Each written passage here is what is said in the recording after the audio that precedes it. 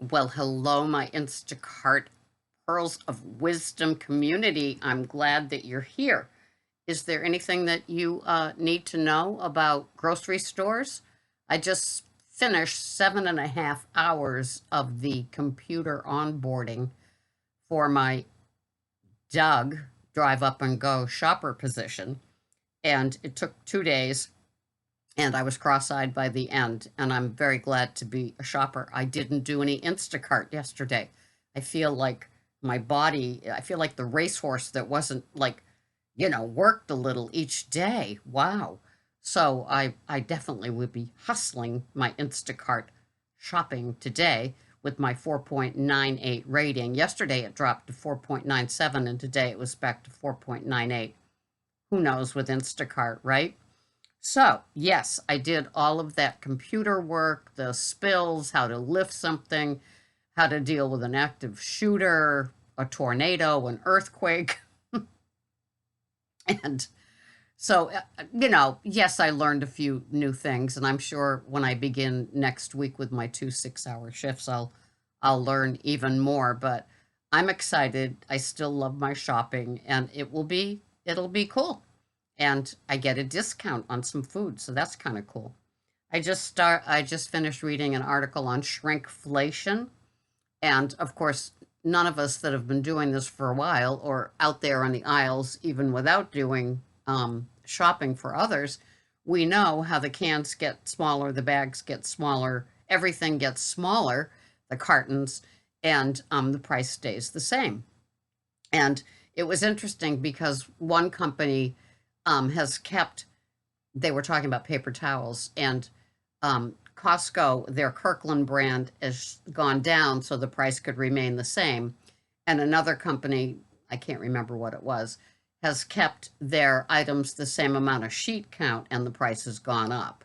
So you're going to see that, and probably the Instacart app will not have caught up with the shrinkflation prices, but I see it with everything. I'm sure you do too.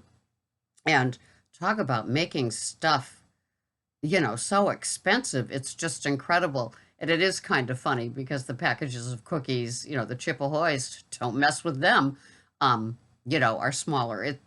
It's just something that they're trying to do post pandemic to try to keep up with all the rising costs of everything. And I certainly get it. Not that I like, paying for it, but the app, you'll have to be doing a lot more item is correct picture taking instead of scanning because it won't come up weighing the same as what they think. So all of those Progresso cans and everything else is going to be smaller. And there was already an aluminum shortage for making, the cans.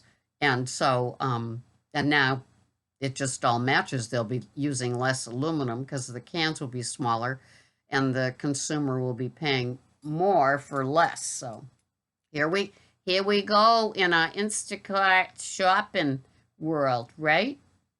So I finished the training yesterday. I spent 3.5 hours the first day and 4 hours yesterday doing it.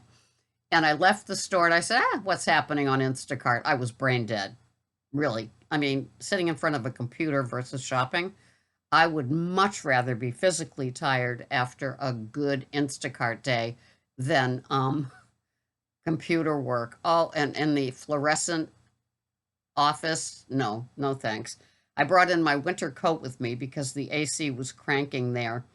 And I have Renault's. I don't know if you know what that is, but once you get cold, you get cold, and the blood doesn't flow to the fingers, and they turn white, then they turn blue, and it's like a mess. And so I was like wrapped up and like I lived in a tundra by the time I left, and it was the first real summer hot and humid day, so that was kind of funny. But so yeah, I looked on my Instacart app and up comes that store shopping, and it was a great tip. It was, I think, $3 more than the batch itself. It was like perfect in any world, but I just didn't have it in me to do it. So I just came home and made our Saturday pizzas instead.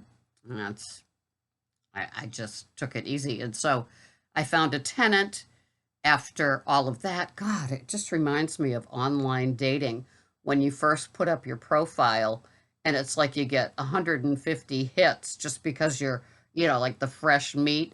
And this is what it was like looking for a tenant. So it was maddening between the onboarding computer thing and then dealing with all the prospective tenants. And so many people, they don't read what you're offering. This is a 600 square foot cottage. It's just adorable. We redid it, but it can only hold two people. It's not, and people with five people in the family, were applying, and people, wanted to see it at 3 tomorrow afternoon. And why can't I? And, no matter what I put in the listing information.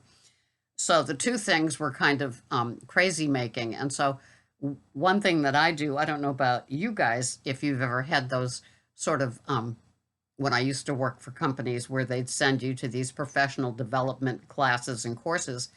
And I learned and slashed realized that when I'm stressed, this is what happens. My shoulders come up like this. And so this is how I was doing the computer screening, computer training, and I realized it's like lower your shoulders.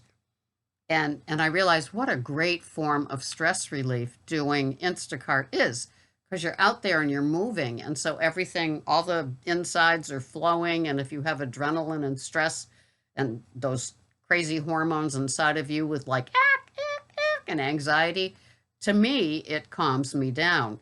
So I had to keep reminding myself to lower your shoulders. So in 1 hour, things will open up. It's like 5:30 as I record this. And I do look forward to Instacart, to working off all of that stuff inside of me that still feels like there's like coffee grounds at the bottom of the coffee cup. I'm having Wicked Joe's, shoot, it's not French. Spacing, it's the purple bag. So yeah, I'm having that now and getting ready to do this. And it's getting towards the season where I might do the people in my car as well. Lyft would not accept one of my documents. It's funny because it came out. It's the document that you have to put people in your car. TNC, it's called here, and it's an inspection in addition to the inspection, the regular annual inspection on your car. And so I've tried to submit it 9 ways to Sunday, keep taking the pictures, and I know it's too late. And it's kind of like when Instacart sends you that message, can't read the receipt. Oh, that's apparently my fault. I should make sure that all of the cashiers, keep their ink cartridge, fresh. So Instacart will be happy, right? Just crazy. We love our Instacart. It's such a wonderful, enriching, comfortable company to work for. They just accept humanity in their shoppers, don't they? So the customers might be up in arms about the size of their items, and they might, once again, whose fault is that? Well, it's apparently the Instacart shopper's fault, right? So be careful of your ratings. I hope you're not digging out like me, but hey, it happens. So I'm getting ready to go Instacart shopping. Hot, hazy, humid today on Cape Cod. Maybe the people will be at the beach until they shop for their dinner tonight, long after I'm home. And so I hope to have a productive day from 7 to about 11. Yeah, as I record this, it's Sunday, and I kind of stop a little bit earlier. We do the big green egg. That's that grill that smokes and does all the neat stuff. And we do veggies and meats, and it kind of lasts the week. So that's all fun.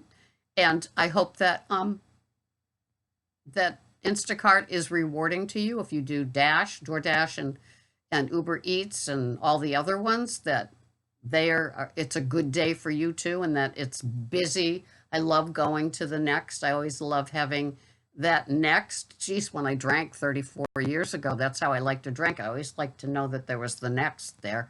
I guess I'm a next kind of person. It soothes the anxiety. Don't worry, honey, you got another next right there.